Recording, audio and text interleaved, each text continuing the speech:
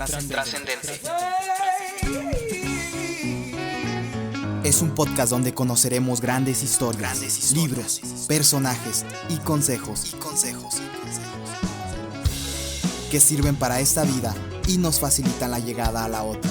Porque este podcast no es para cualquiera, sino más bien para aquel que de verdad quiera ser un trascendente.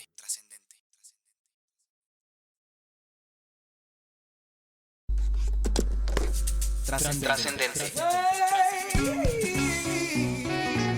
Es un podcast donde conoceremos grandes historias, libros, personajes y consejos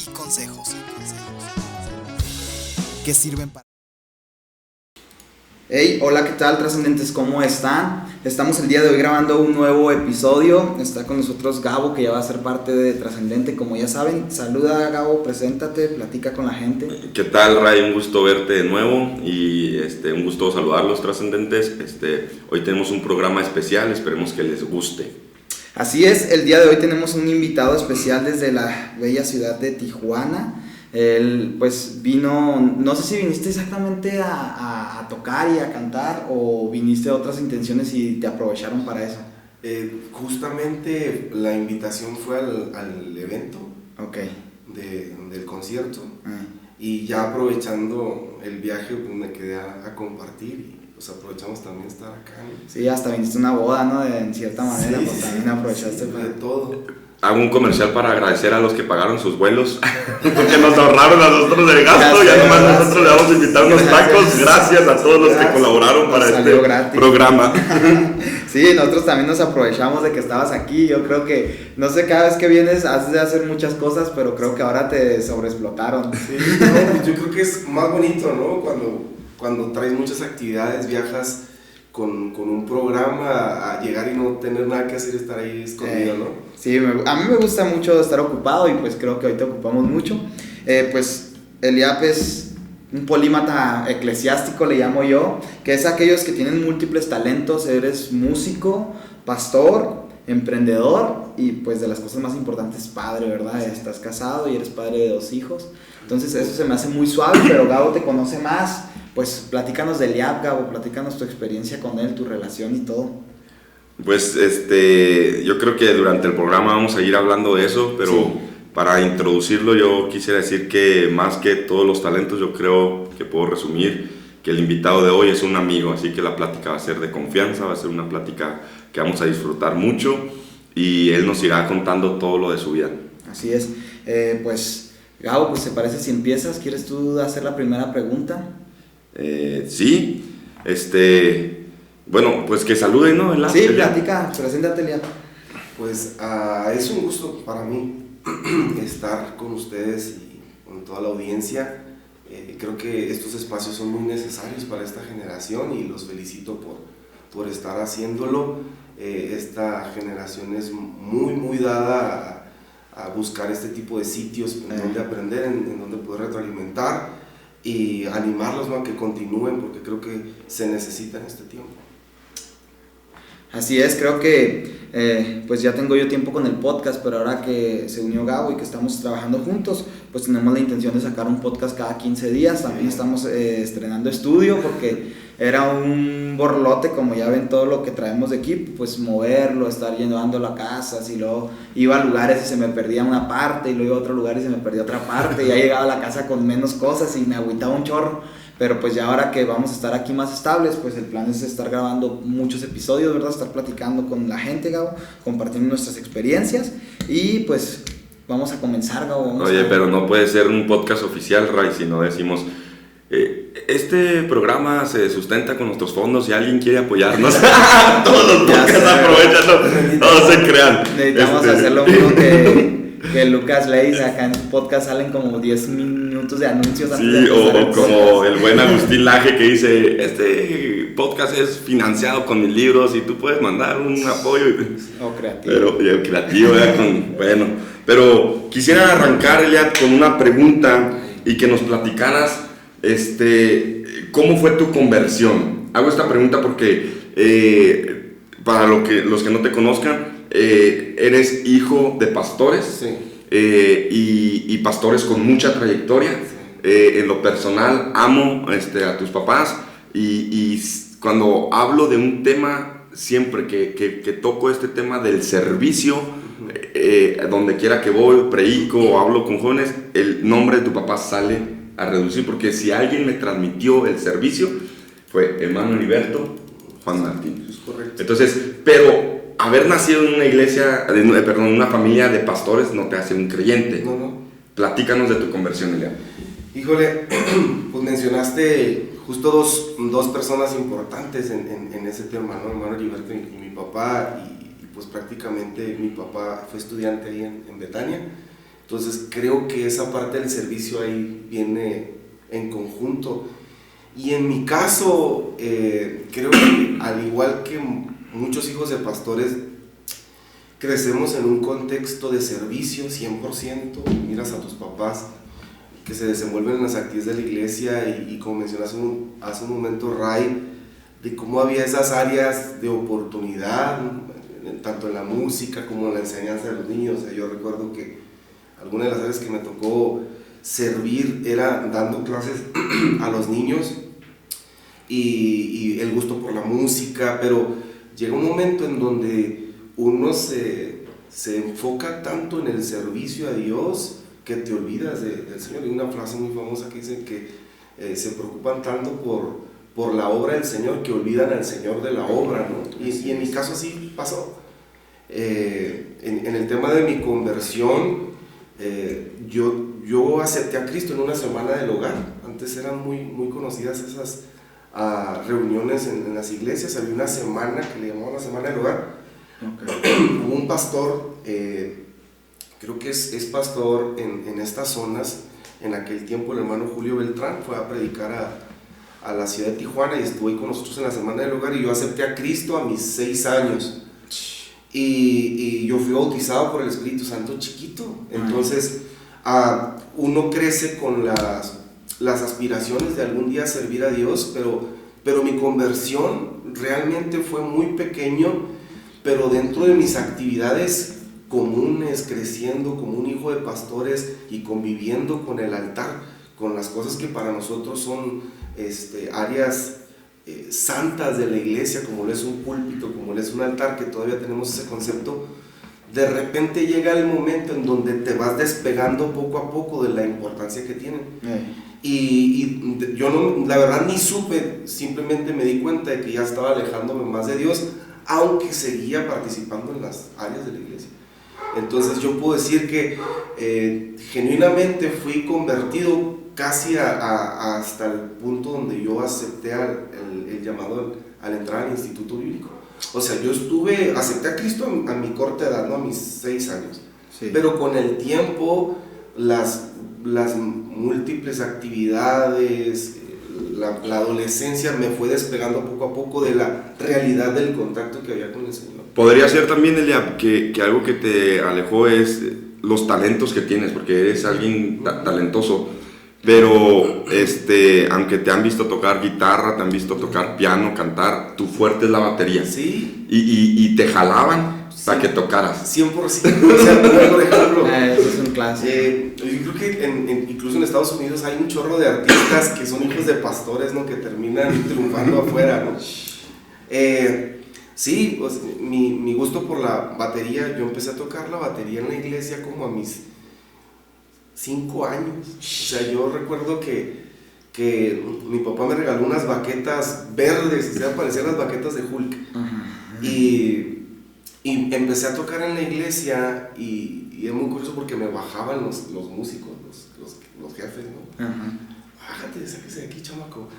Y yo me acuerdo que se terminaba el servicio y yo a tocar. Entonces crecí con ese gusto por la música hasta que entré a estudiar ya por ahí de mis 16, 17 años a un conservatorio. Un conservatorio de la orquesta de Baja California, y empecé a practicar, ¿no?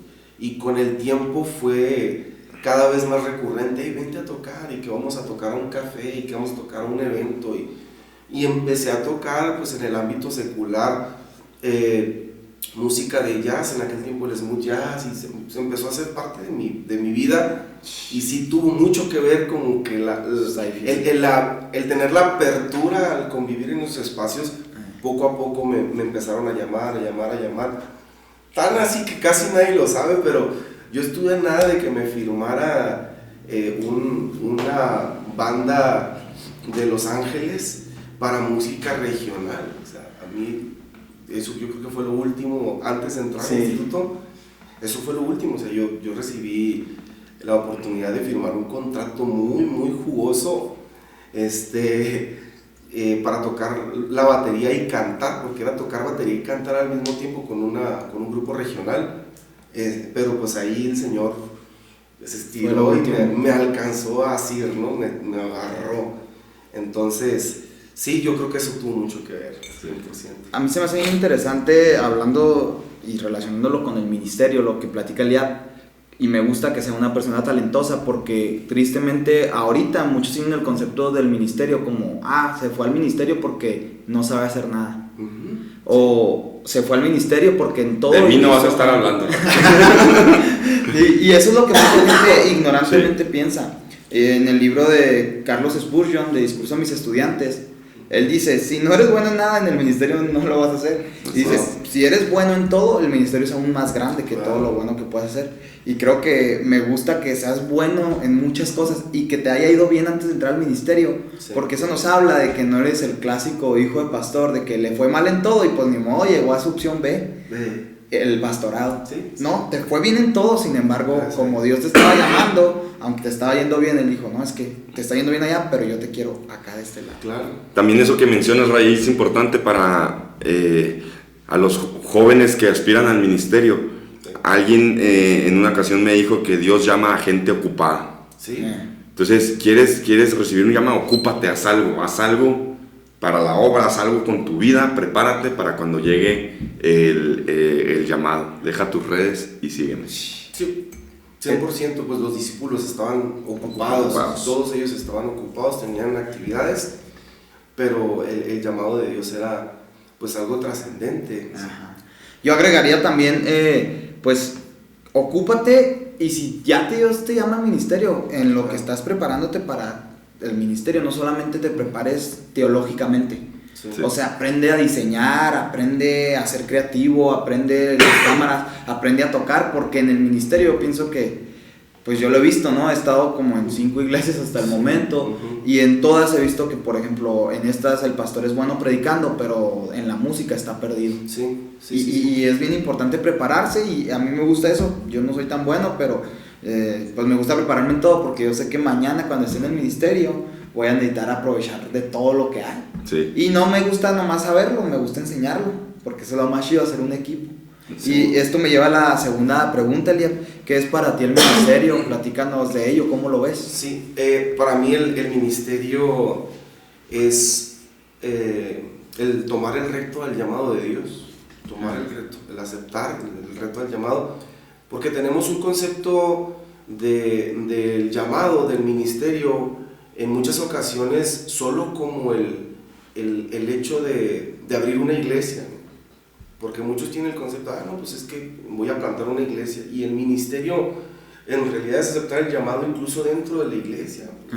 No necesariamente es tener que plantar una iglesia, porque Dios te capacita, te perfila, te moldea en muchos casos para tener la capacidad de abrir una iglesia, pero también de impulsar una iglesia. O sea, Dios no está separado del concepto de que alguien pueda sumar a una congregación o a un líder.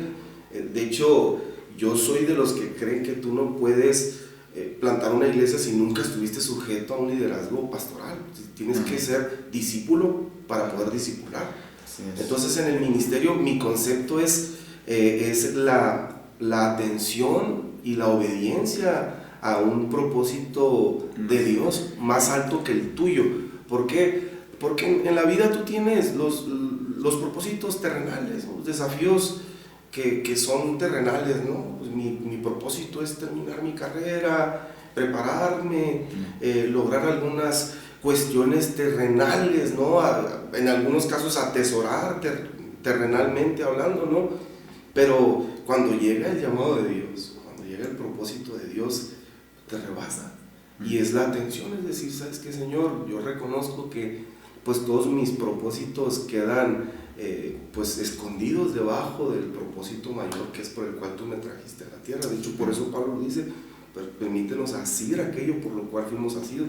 Y la palabra asir es agarrar con suma fuerza, así como tú me tomaste con suma fuerza, permíteme lograr llegar a aquello, a tomar con mucha fuerza aquello por lo cual tú me agarraste así fuerte. Entonces, para mí eso es el llamado. Está muy padre porque es muy cierto lo que dices. Yo creo que todo Elías necesita un Eliseo. Y acuérdate que Eliseo se queda con la bendición de Elías. Pero para eso necesitó ser el que servía y estar ahí al pendiente. Josué con Moisés, o sea que es muy recurrente, muy recurrente, muy marcada la parte del ser discípulo antes de ser líder. No, y lo que yo pienso es que puedes aprender cosas. O sea, el estar bajo un discipulado o una tutela pastoral está bien machín porque te puedes evitar golpes contra la pared. Sí. Timoteo se evitó muchos golpes porque Pablo le dio muchos buenos consejos. Así es. Oye, pero lo que están hablando ya es, yo creo, la voz de una madurez en cierta área en el ministerio, porque cuando estás en el proceso no ves la bendición que es sujetarte a alguien. Claro.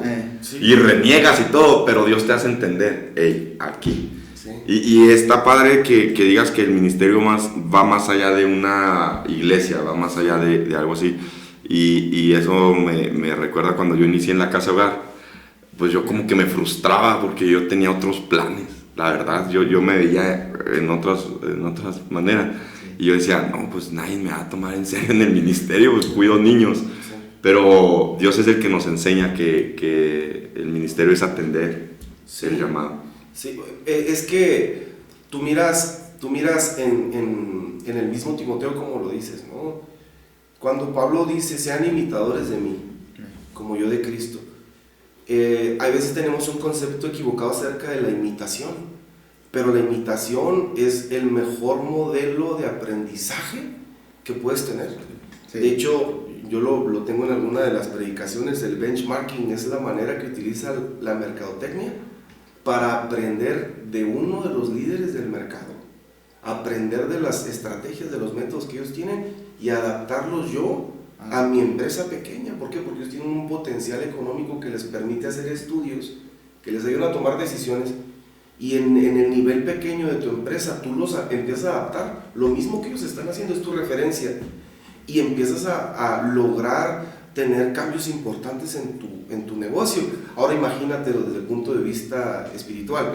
O sea, hay alguien, a veces el error de nosotros es que queremos encontrar el hilo negro, pero ya hay alguien que lo hizo antes que tú, alguien que conoce los pasos y pues que te está facilitando. Oye, pues si te cuesta tanto trabajo seguir a Cristo, imítame a mí que estoy más cerquita, ¿no? Y creo que ahí metes un concepto importante que es saber imitar y adaptarlo. Ajá. Porque muchos queremos imitar, pero como no nos sabemos adaptar, entonces queremos andar imitando a Itiel Arroyo, ¿no? Queremos andar imitando a ciertos predicadores. Esas chicas de veneno. Ajá, y hasta hablamos así.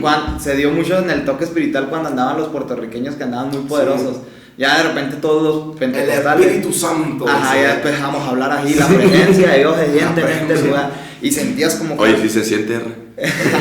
Gracias a Dios.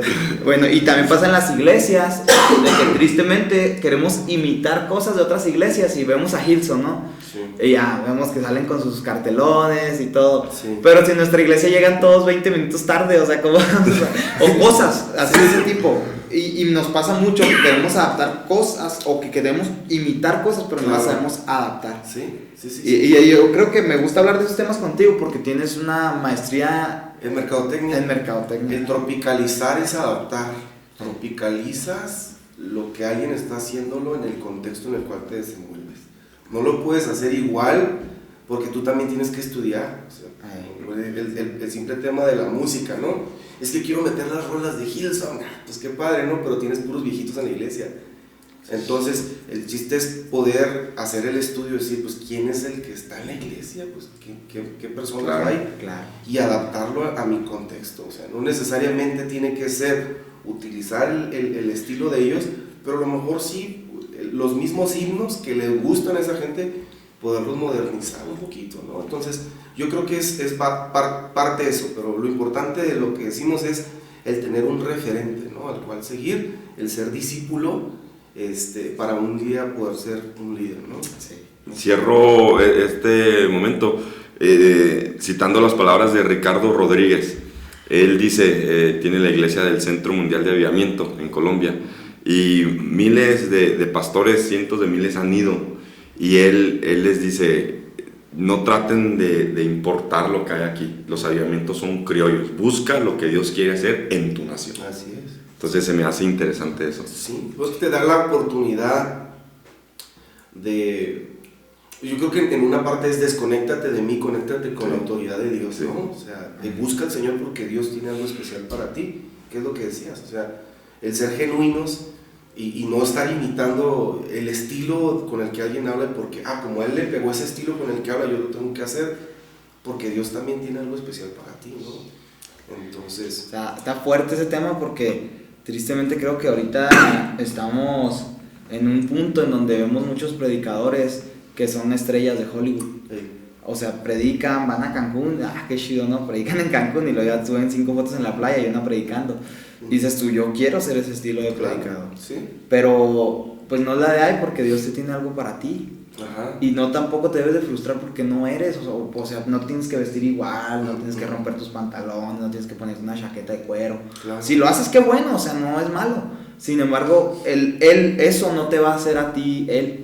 O sea, no vas a llegar a donde él ha llegado. Así es. Entonces, yo lo veo así.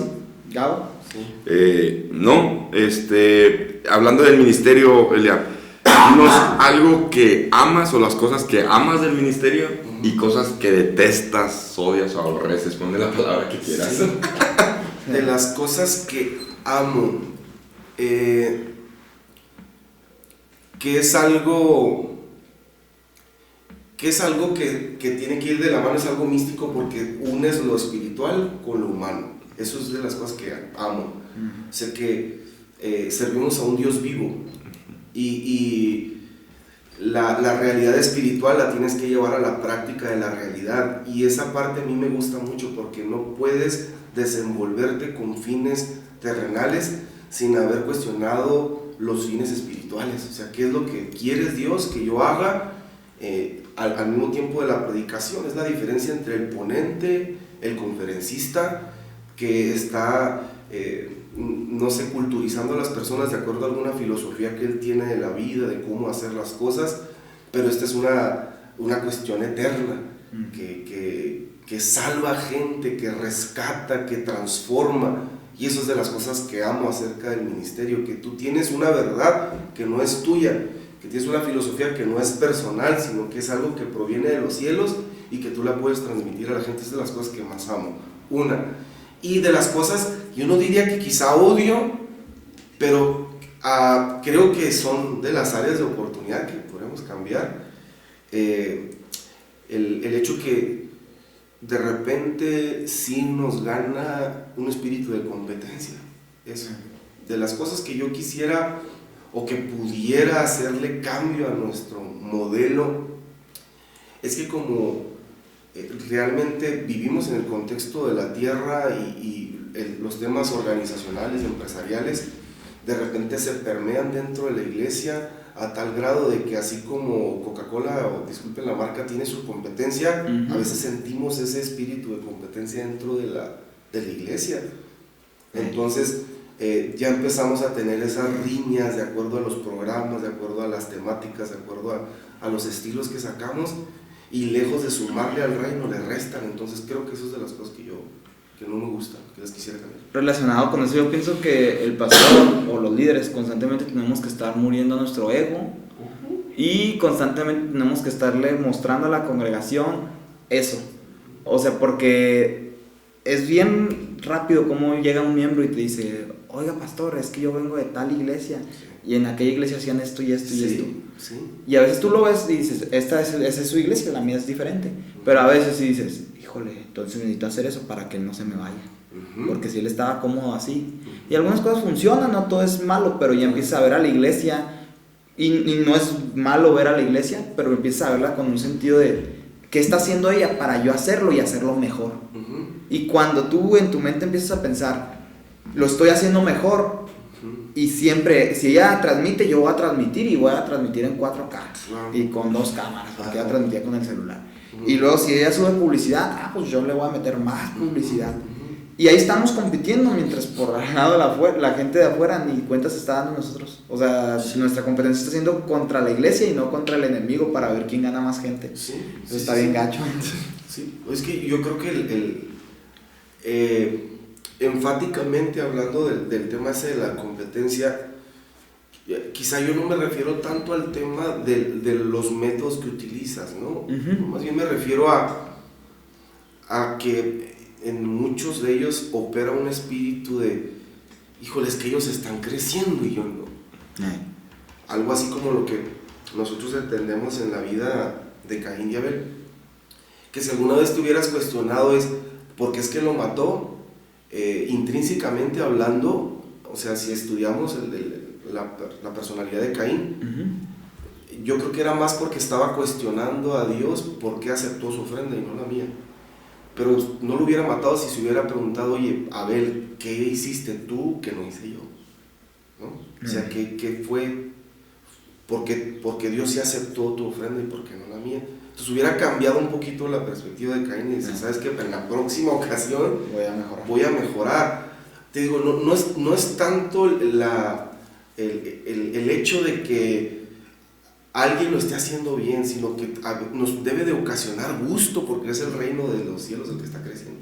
Entonces el gusto del hermano es, oye, pues mi ofrenda no la aceptó el Señor, pero qué chido que la tuya sí, ¿no?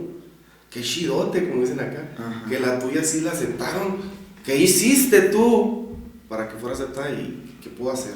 Oye, entra por el otro lado un buen espíritu del que hizo las cosas bien, porque muchos también no quieren compartir. Claro, también. O sea las dos partes. Ajá, entra mucho en el modelo de negocios, de que por ejemplo, ¿no? En la fotografía o así, un fotógrafo está pegando, pero está haciendo algo, ¿no? Pues está relacionándose con todos los wedding planning de aquí de la ciudad.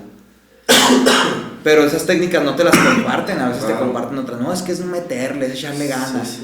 Pero ahí ya entra un celo, ¿no? De que, ¿por qué te voy a compartir? Pero esta cuestión es que no entendemos que las cosas es la iglesia de Cristo, no mi iglesia o mi visión.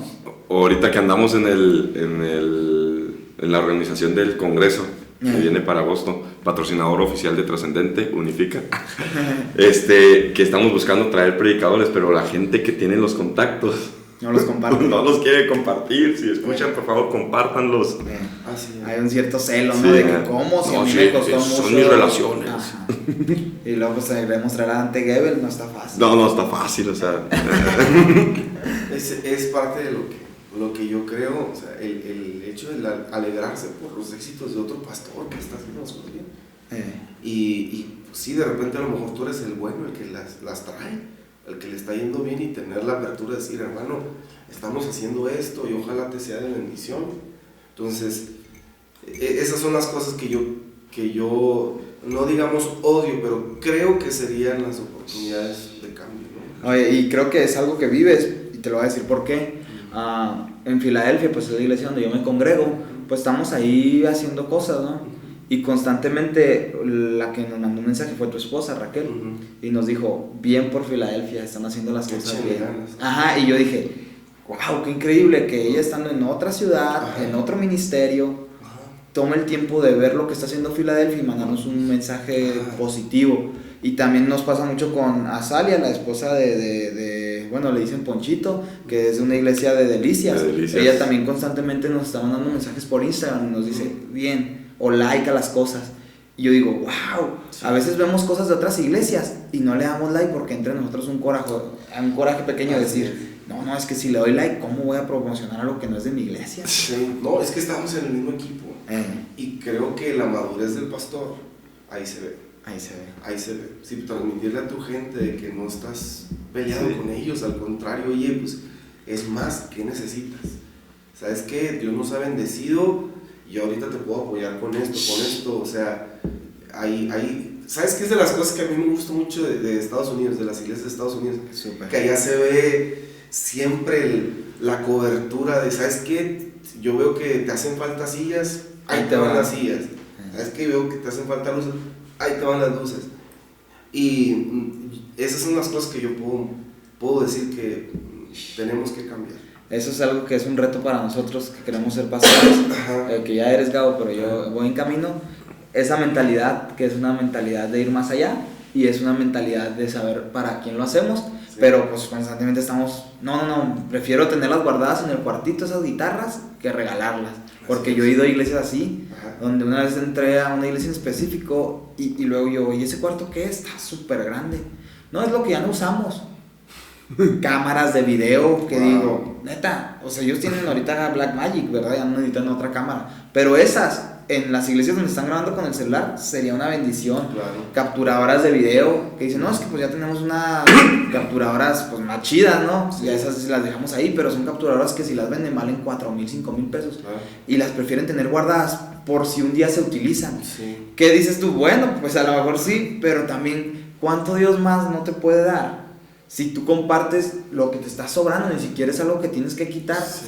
Pero lo que te está sobrando para bendición de otras iglesias. Y veía guitarras, una vez vi una Gibson en una iglesia guardada, y yo así como que, ¿cómo pueden tener una Gibson guardada? Sí. Y no la usaban, pedales, de todo. Y yo, qué increíble, mientras en otras iglesias, ahí están, vende y vende cosas para comprarse una guitarra acústica, esas de cuerdas de hule. Tú ya que estás diciendo muchas marcas, yo también voy a promocionar. El hermano Jorge Ramírez, lo ubicas, de Orlanteño. Sí. Cuando íbamos arrancando Filadelfia, nos llamó, muchachos, vamos a poner sillas nuevas, les interesa venir por las bancas. Y él nos regaló las primeras bancas de Iglesia Filadelfia. El pastor Bernal de Renueva. Sí, me llamó, llegado, vamos a cambiarnos de local. Y hay cosas que ya no queremos llevarnos, pero que están en buen estado. Tenemos unas bancas para niños, unas mesas, ¿te interesan? Están en buen estado. Si no te gustan, no te las lleves. Fuimos y yo creo que son las bancas que tiene Filadelfia hasta el momento. Qué Quisiera chido decir eso, pero... ¿Ya las tiraron? No, pasó algo bien gacho. En una de las últimas rentas, el señor dijo, si no sacan todo a tal hora, yo ya no les doy nada. Así se puso. Y creo que sacaron todo. ¿Sacaste mi tele? Esa es la pasada. Mi pantalla. Que de hecho esa la tenemos que ir a sacar ahorita. Okay. Pero eso pasa. Bueno, para no perdernos mucho, Eliab, 3 habilidades o algunas, no sé, tienen que ser 3 en específico, que te gustaría tener en el momento en el que estás. O sea, a lo mejor, por ejemplo, dices, predico muy bien, pero a lo mejor me gustaría tener más amor. O tengo mucho amor, pero me gustaría ser más bueno. 3 habilidades que digas tú, estas... Habilidades. O cualidades. Yo creo, híjole, a todos nos sirve de más el ser disciplinados. Creo que sería una que yo pudiera... que es en la que estoy constantemente trabajando, o sea, sí. Platicando con mi esposa siempre lo decimos, oye, ¿qué podrías pedir, no? Para mí el tema de la disciplina, el tema de la constancia, ser constantes, ¿no? Disciplinado y constancia es diferente. Dice un proverbio chino, se me hace muy padre, no es algo que a veces compartimos, pero dice, tarde que temprano la constancia vencerá el talento. Ellos me dicen así. O sea, siempre el talentoso, si no es constante, pues de nada sirve, ¿no? La disciplina, la constancia y otra habilidad que ya no tenga que ver con cuestiones de la personalidad,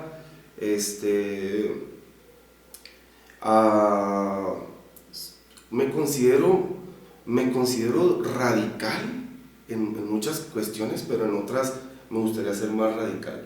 Okay.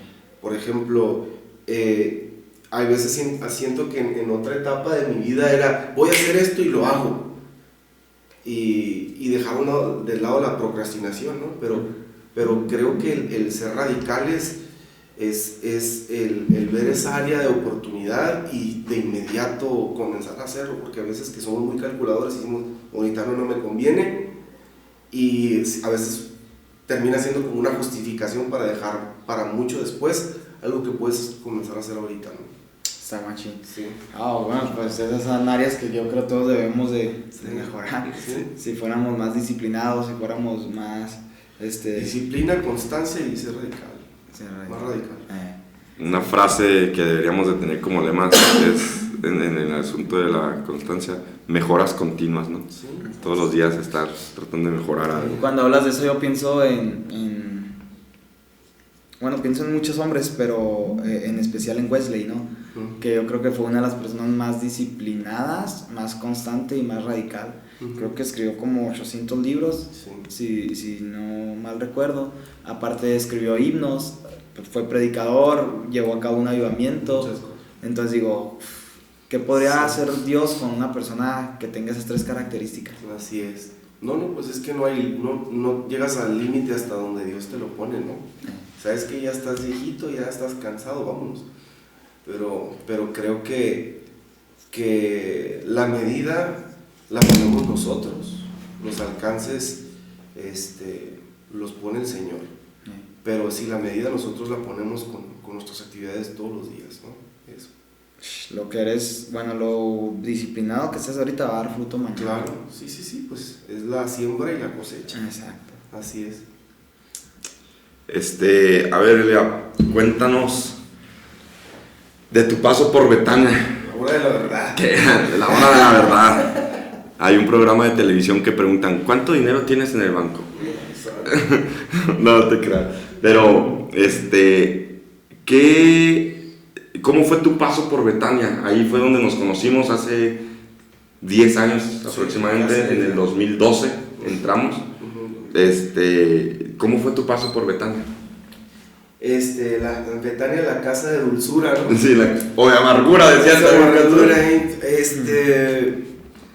fue para mí, yo creo, alguien me lo dijo cuando entré y no lo entendía. Me dijo, tu vida va a tener un parteaguas. Va a ser un antes de Betania y después de Betania. Así me lo dijeron. Y yo dije, ay, qué exagerados.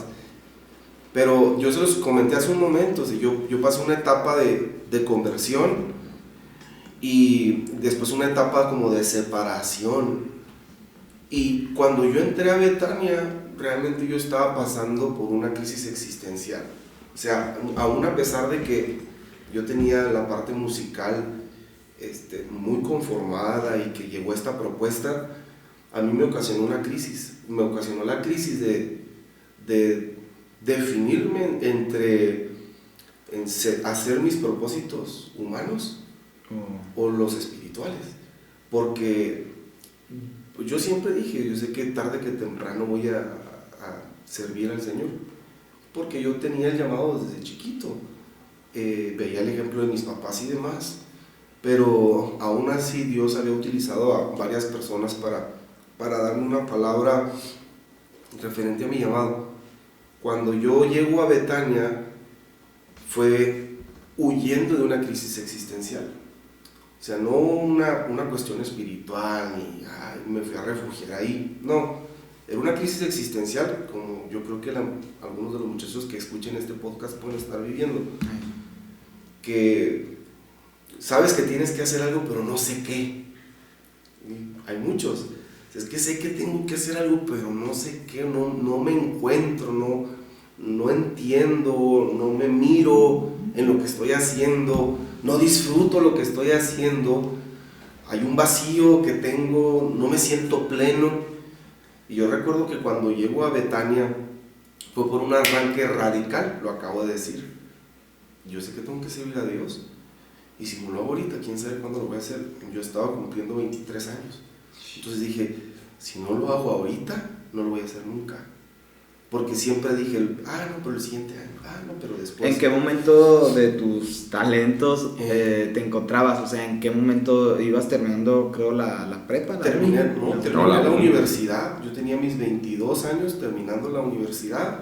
Tenía la propuesta musical. Ok, esa. Y hubo un detalle que detonó mi decisión de servir al Señor, que fue un sueño de mi mamá.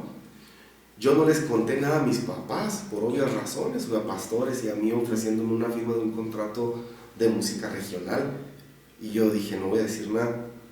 Y mi mamá Gabo pues la conoce muy bien, es una mujer de oración, y un día de la nada estábamos comiendo ahí en la casa y me dice, ya tuve un sueño tuyo y yo te vi era como una especie de balanza, pero tus pies estaban puestos en los dos lugares al mismo tiempo, y en el sueño yo veía que te ponías los dos pies en el lugar equivocado y te hundías. Yo dije, ¡ah! ¡Qué Dios! Real fue eso, y yo, justo después de que me lo contó, yo le platiqué, le dije, mire, así y así y así, me están ofreciendo esto y esto y esto, carro, casa, un sueldo en dólares muy jugoso, y para la edad, tú sabes, ¿no? Sí, fotografía, contrato, viajes, todo lo que puedes querer de chavo. Y en el momento, lo único que yo hice fue irme al cuarto, darle gracias a Dios, porque en el momento que yo escuché el sueño, dije, eres tú, Dios, que me estás recordando. Entro a Betania, en la primera noche, nosotros teníamos la capilla, ¿no? El lugar en donde tenemos nuestras reuniones, nuestros servicios, y en la madrugada yo bajé a orar. Eran las 2 de la mañana, y me acuerdo que bajé, y estando orando, realmente llegué, me acosté en el altar, acostado, y mientras oraba, de las contadas veces que yo he escuchado la voz de Dios, el Señor me habla y me dice, te estaba esperando. Y yo me quebranté, pero ahí entendí que era el Señor el que me tenía ahí. Entonces, mi paso por Betania, a muchos se lo digo, fue como una conversión, porque yo aprendí a conocer al Señor, a tener un hambre por su palabra, y las amistades, el tener amigos que están con esa misma pasión, queriéndose devorar, aprendiendo, y yo siempre decía eso, o sea, está muy padre la clase del maestro, pero a nosotros lo que nos constituyeron nuestras pláticas, en los cuartos con el chanatito, le decíamos al café, un chanatito papi, decía la frase, ¿no? Y nos movíamos a los cuartos y oye, es que acá, que fulano predicador, y un hambre, poníamos una predicación y ahí estábamos, y era una retroalimentación todo el tiempo. Entonces, eso fue mi paso por Betania, o sea, Gabo y yo nos hicimos muy amigos, porque pues ya le veníamos platicando en el carro, es que yo siempre fui bien travieso, y luego me toca estar en un cuarto con Gabo y con Isaac, con Joylas, y traviesos, o sea, y ahí andaba uno queriendo hacer sus maldades, ¿no? Travesuras limpias, pues, tranquilas, pero el conocernos y el tener ese tipo de conversaciones acerca de la fe, y pues ahorita con el paso del tiempo voltear a ver y nos reímos y ¿te acuerdas? Entonces para mí Betania fue un antes y un después en mi vida, 100%. Oye, Eliab, siempre que hablamos de Betania, yo creo que solamente con las personas muy, muy allegadas hablo del lado espiritual de Betania. Porque yo cuento muchas anécdotas de risa y todo, y quizás las personas piensan que Betania fue para nosotros como un paso de cotorreo.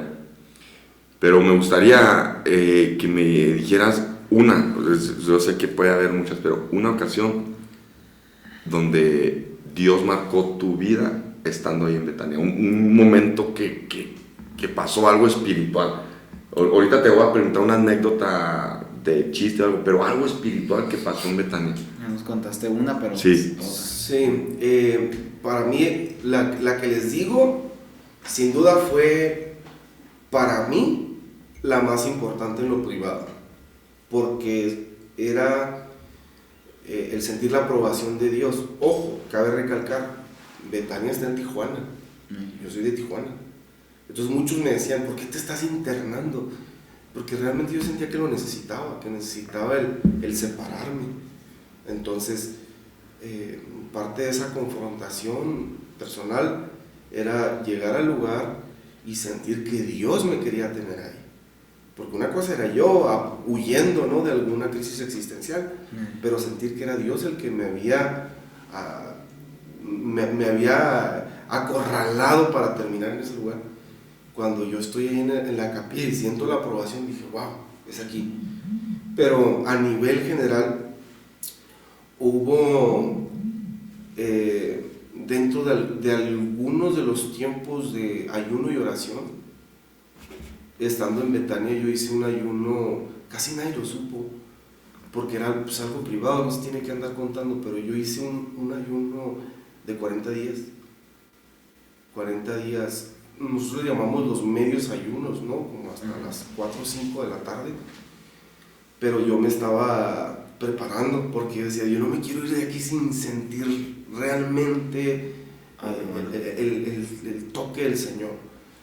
Y después de ese tiempo de ayuno, recuerdo que hubo una predicación y nosotros estábamos allá en la capilla y éramos pues prácticamente todos, y hubo un mover de Dios, de esas veces que cuando tú dices, ¿cómo pudo ser el Pentecostés? Yo me lo imagino como ahí fue. No tengo otra referencia mayor, porque la diferencia a cuando es en una iglesia que llega una persona de fuera y te ministra y recibes el toque, es muy complicado o es muy difícil, en mi perspectiva, que tú estés conviviendo con alguien las 24 horas del día, los 7 días de la semana, conociéndole sus defectos, conociéndole sus olores, conociéndole todo, y a pesar de eso estés en el mismo espíritu buscando genuinamente al Señor. Y cayó el poder de Dios tremendo. Todos estaban ministrados. Todos estaban ministrados, unos tirados, otros hablando en lenguas, otros gimiendo. Y esa era mi idea de lo que pudo haber sido el Pentecostés, porque estaban en el aposento, estaban orando, estaban en obediencia, y nosotros estábamos orando en obediencia y ayunando, buscando el rostro de Dios. Y vino el Señor y nos ministró. No voy a decir quién predicó, pero predicó a alguien de verdad que no te imaginabas que iba a ser el vaso que Dios iba a usar.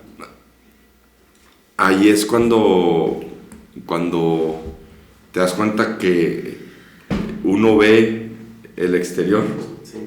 pero Dios hace lo que quiere con quien quiere. Así es. Me acuerdo, estaba queriendo acordar, pero me acuerdo del momento y fue creo que ese día hubo como, no quiero exagerar cifras, pero hubo varios bautismos en el Espíritu Santo. Sí, sí.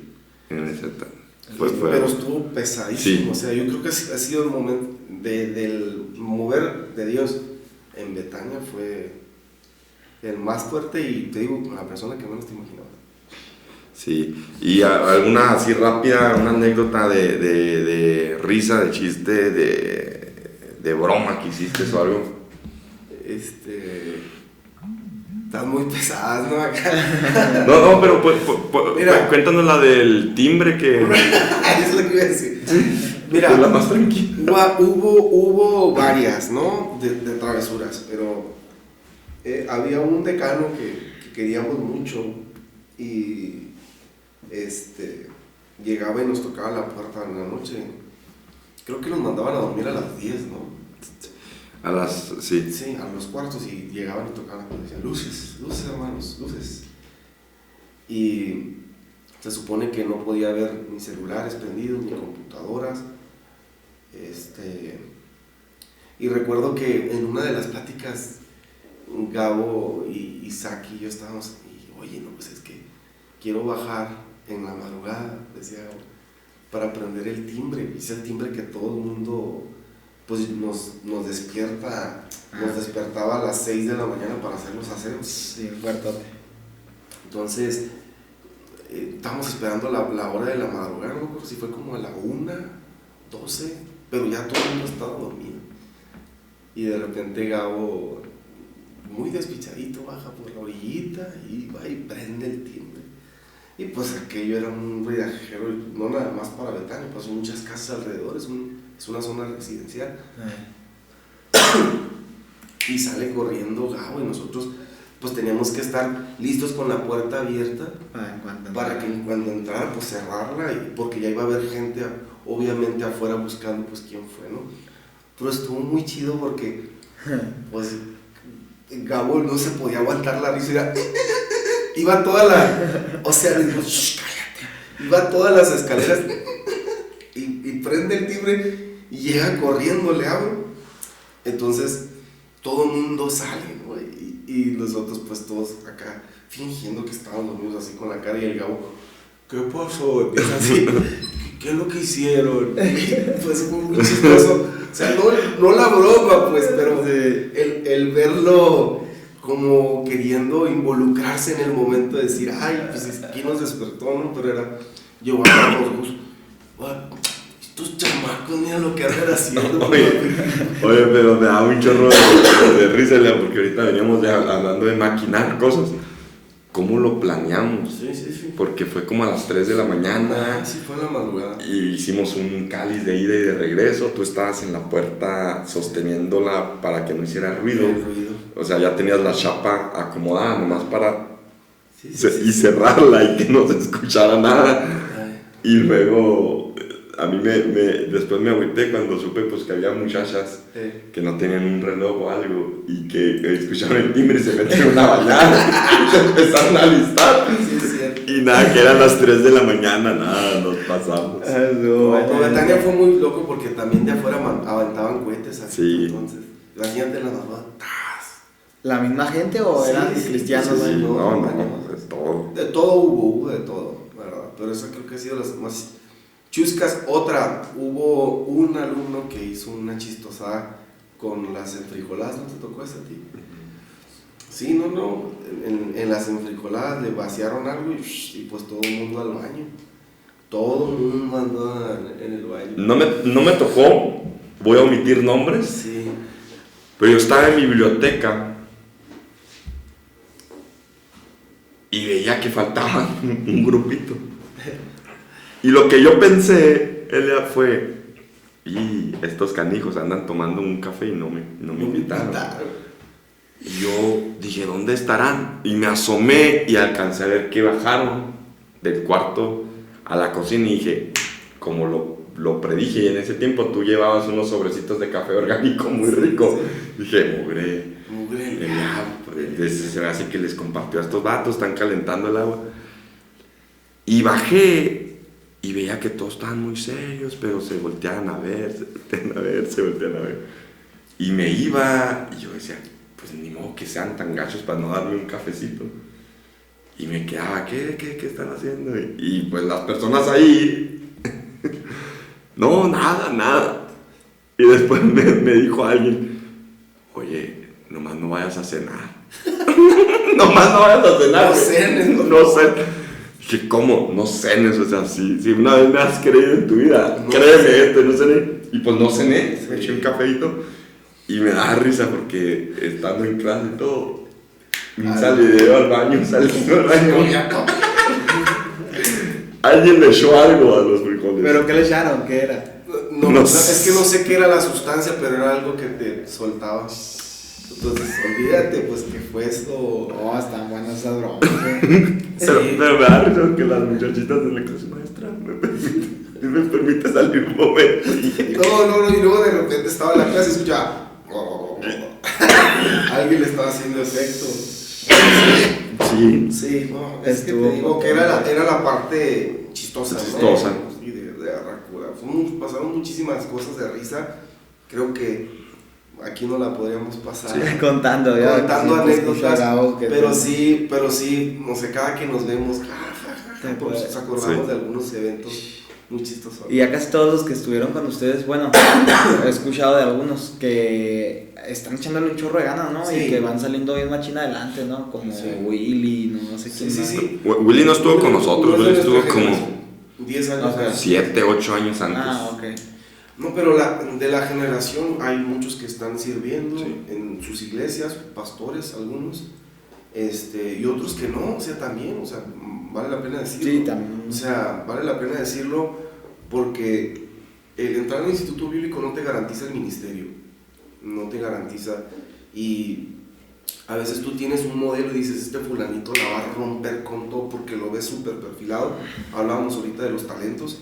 Entonces, este chavo es talentoso y mira lo que hace y tú te los imaginas allá. Y a veces de quien menos crees y en quien menos tú tienes la idea de que Dios lo puede usar. El día de hoy son pastores y Dios los está usando tremendo porque el Señor al final es el que decide. Claro. Entonces, eso es muy importante decir. Para ya casi terminar, yo voy a hacer la penúltima pregunta, o la última.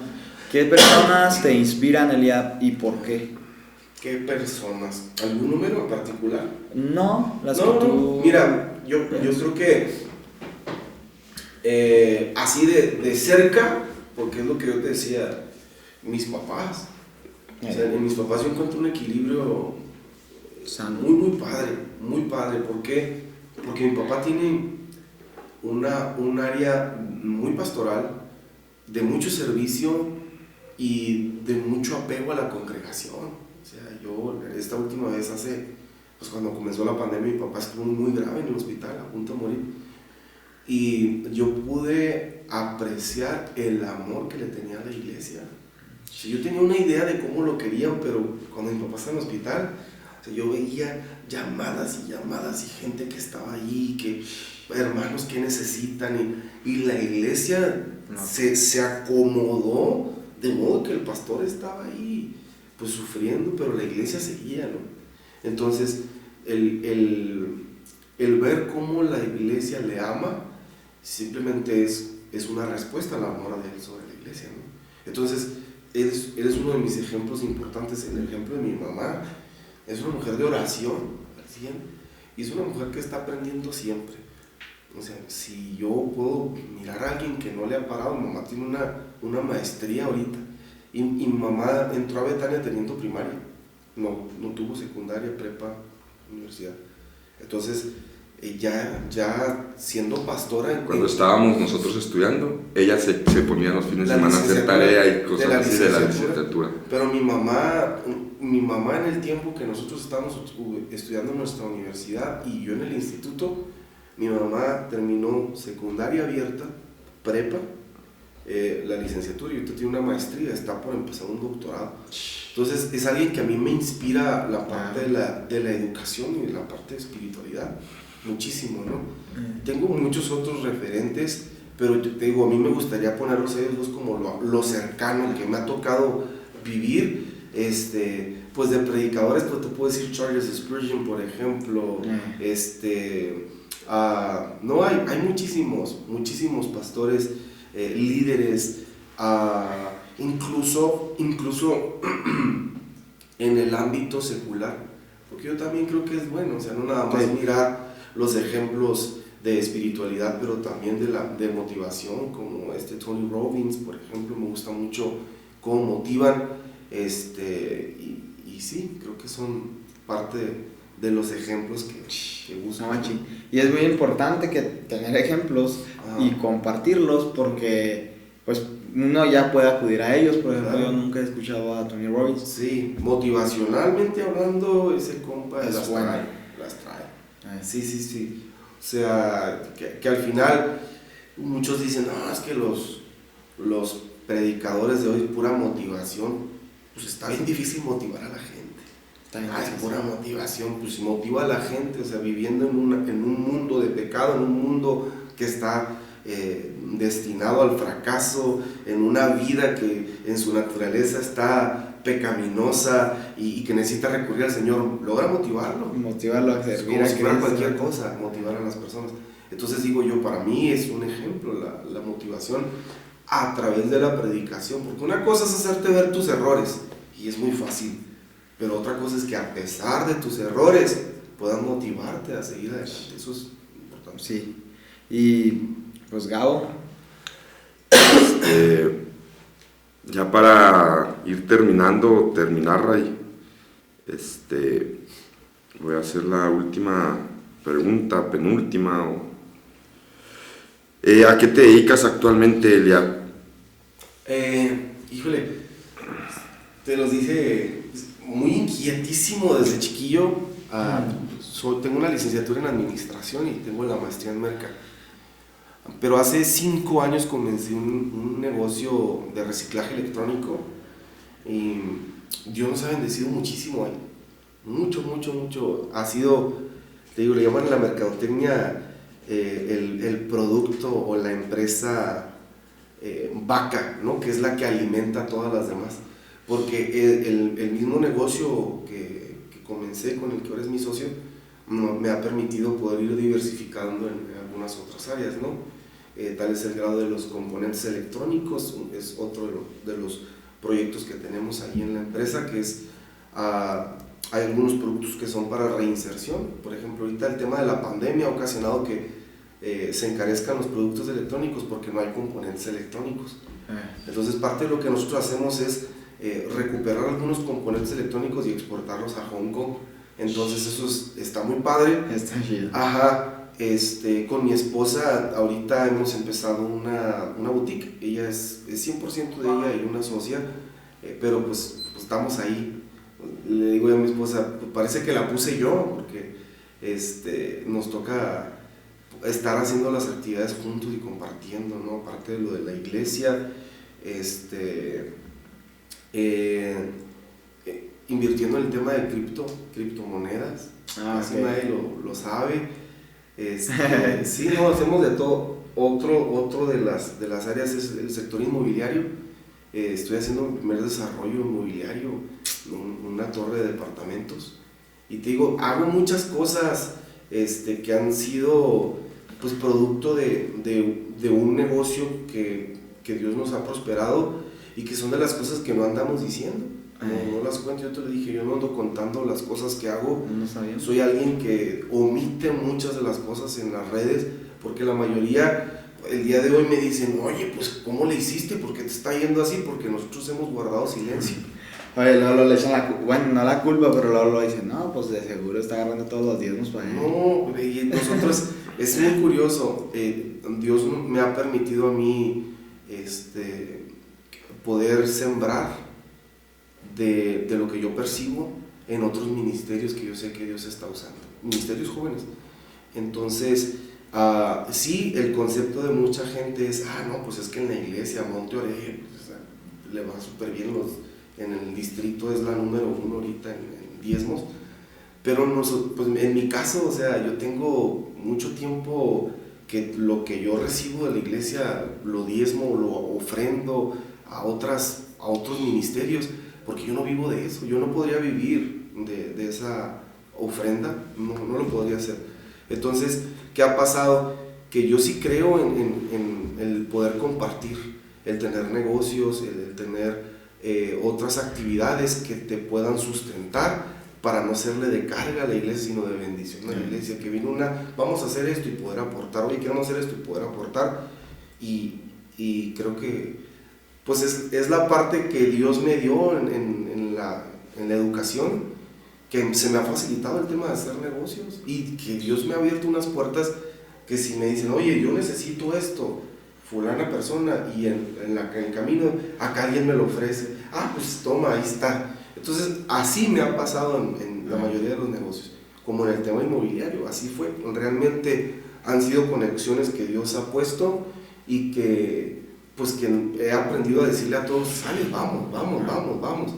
Entonces, aún así creo que todavía me hace falta ser más radical, fíjate. Pero sí, Dios me ha permitido ahorita hacer muchas cosas ajenas al ministerio, y Dios nos ha bendecido increíble. ¿Crees que viene una nueva era para el aspecto pastoral en la cuestión económica? Sí. O sea, a lo que me refiero es que actualmente la mayoría de pastores, bueno, al menos en el área asambleística, creo, no sé cuál área más, viven completamente de la iglesia, y no está mal, o sea, porque también le dedican completamente su tiempo a la iglesia. Pero ¿crees que ahorita viene una nueva área en la cual los pastores tienen que también 100%. hacer otras cosas fuera de la iglesia? 100%. Es que a medida de que los ministros de hoy, la mayoría ya tiene una carrera, les da la facilidad de poder darle una apertura a una iglesia que sea autosustentable. O sea, el detalle aquí es que la iglesia siempre se ha sostenido con las ofrendas y con la fidelidad de los feligreses, pero hay muchas cosas que tú mismo dentro de la iglesia, creando una comunidad, pueden suplirse sin la necesidad de aquello. Por ejemplo, el tema de tener una cafetería, el tema de tener souvenirs, el tema de tener una biblioteca, de tener una librería, el tema de crear contenido, pues ustedes lo pueden ver aquí, no creas contenido, la gente lo consume, en fin, hay muchos métodos que pueden generar una iglesia autosustentable. El tema de poder tener un grupo de música y que la música genere regalías, y yo creo que a medida que se están abriendo esos canales, la iglesia va a tener mayor alcance. Entonces, por ejemplo, yo he sabido de muchos amigos que son pastores, que son psicólogos, y además del servicio a la iglesia, pues tienen sus terapias, pastores médicos, entonces pastores arquitectos, entonces tienen sus trabajos y no les son de carga, al contrario, les suman, ellos son los que ponen las cosas dentro de su congregación, y para mí es igual o más digno de admiración.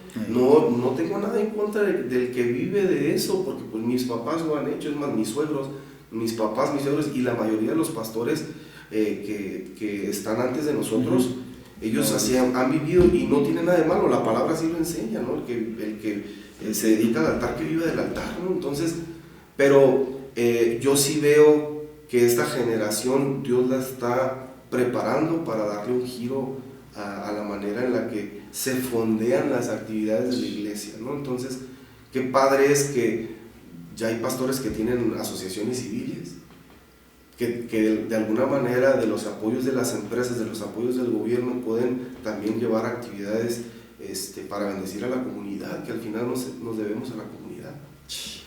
Gabo, referente a eso, yo sé que puedes mencionar algunas cosas. Por el hecho de que, pues, tú, por ejemplo, eres de esos pastores, ¿no? Vas a ser un pastor, pero tienes tu casa, ¿va? Sí. Y la verdad, yo creo que eres de las personas más mesuradas en ese aspecto, porque pudieras ahorita traer un carrazo y muchas cosas fregonas, pero tú tratas de todo lo que agarras repartirlo.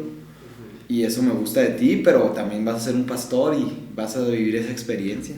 Sí, pues yo creo que Dios sí está posicionando de otra manera a los pastores, y también creo que debemos de ser intencionales con lo que Dios nos pone en nuestras manos. Entonces, yo, pues como tú lo dijiste, soy director de la Casa Hogar, estoy iniciando una iglesia, pero también trabajamos en otras cosas, y Dios nos sorprende de maneras muy, muy diferentes. Hemos platicado de esto, Ray, pero lo que más me gusta es entender que lo que llega a nuestras manos no es para retenerlo, sino para impulsar, para compartir y para que otros ministerios sean impulsados.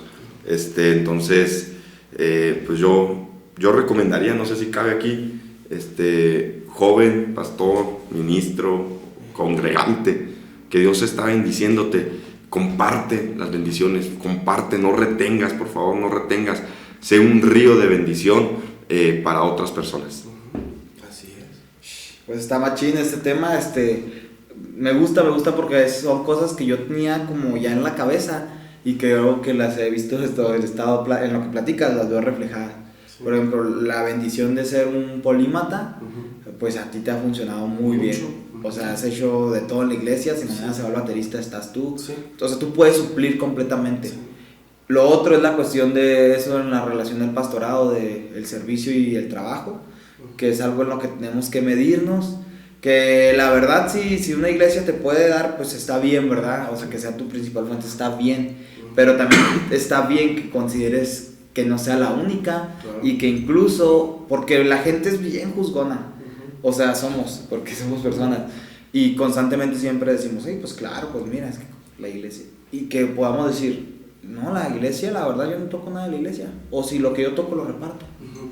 Eso ya es otra área, o sea, ya es llegar al nivel que tanto juzgan, que tanto enjuicia a las personas, que al fin de cuentas es la intención, ¿no? Llegar a más gente y que ellos digan, no, pues puedo dar lo que dé, y sé que, porque tristemente también es una cuestión del corazón, ¿no? Las ofrendas, los diezmos, todo eso, pero tristemente la gente dice, no, pues ¿para qué le voy a dar? Porque mira, él trae esto, él trae lo otro y yo ando acá. No, Sí. él trae eso y trae lo otro porque él trabaja. Sí. Y lo que tú das es para la bendición de la iglesia. Claro. Entonces, está bien chido. Sí. Claro. Pues, Cuando fíjate, yo salí del Instituto Bíblico, me casé, y una de las etapas más importantes de mi vida fue dejar un trabajo. Así fue. Yo estuve en una capacitación para poderme certificar como un asesor financiero en una financiera importante de Latinoamérica. Y hacen un examen a nivel nacional. Yo duré, no sé si han visto, no al nivel ese, ¿no? Pero la película de Búsqueda de la Felicidad, ¿no?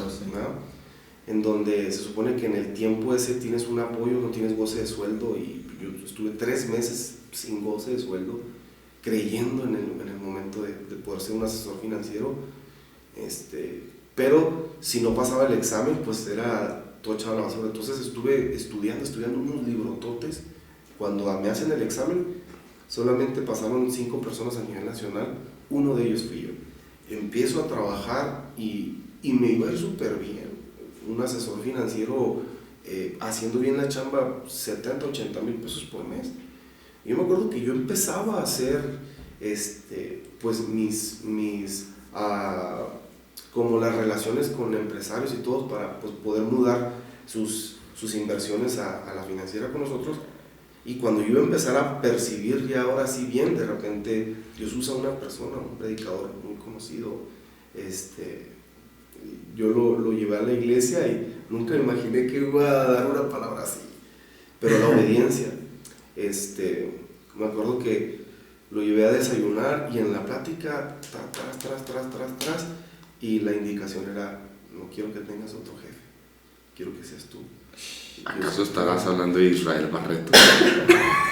Sí, una plática con Israel Barreto desayunando en la España, un cafecito de olla, y de repente el Señor así. Entonces cuando se lo comparto a mi esposa me dice: pues vamos dándole. Y de inmediato Dios empieza a abrirme puertas en el reciclaje, porque yo me dediqué a eso antes de Betania. Sí, antes de Betania. Y al siguiente día yo renuncio, y la directora de la empresa matriz que está en Tijuana, es una muy importante, me dijo: Eliab, te estás comportando como un tonto, nadie hace esto, nadie lo hace. Y le digo: es que uno de los detalles que yo les dije desde el inicio es que yo tengo un llamado de Dios y que yo le voy a obedecer, así me diga que me vaya al desierto. Entonces, de inmediato al siguiente día, cuando yo renuncio, me marca uno de los recicladores de Tijuana y me dice: estoy buscando este material. Y yo dije: pues sí, te lo consigo. Le marco a otro, yo lo tengo, y así de mano a mano, tras, y empiezo a hacer pras. El primer mes yo gané 80 mil pesos en el primer mes, así de mano a mano. Y al siguiente se fue más, y al siguiente, y así Dios me ha bendecido. Te lo digo, voy para mi 6º año con la empresa. Dios ha sido fiel, pero lo que voy es a lo siguiente, a la obediencia y al creer que Dios es tu jefe, que Dios es tu patrón, y que si Dios te dice no es aquí, no es ahí. Y a veces los lugares en donde crees que es por aquí, a veces Dios te dice no es ahí, es por acá. Entonces tener ese contacto con el Señor para escucharle, pero sobre todo obedecerlo.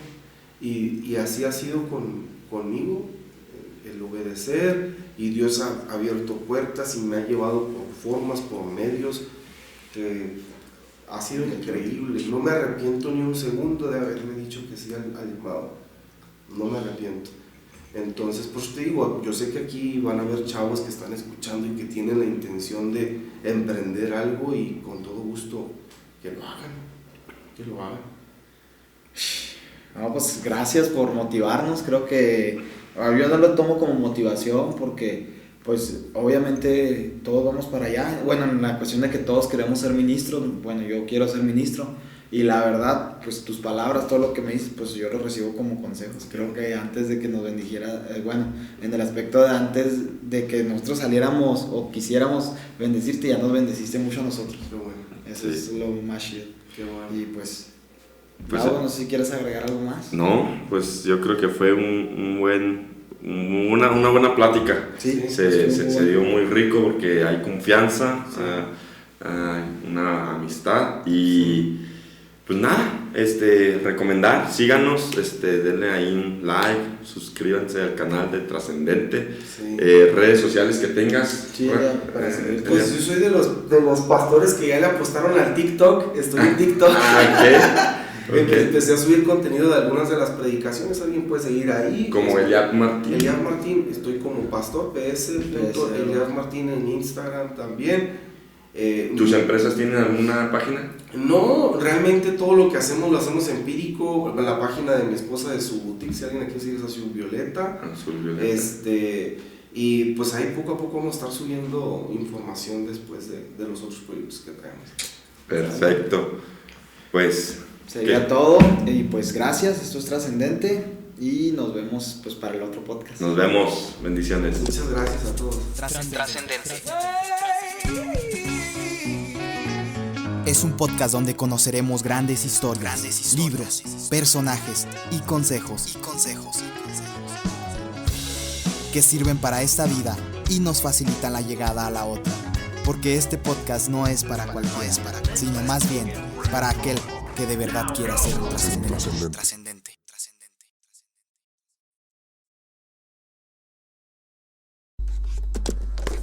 Trascendente.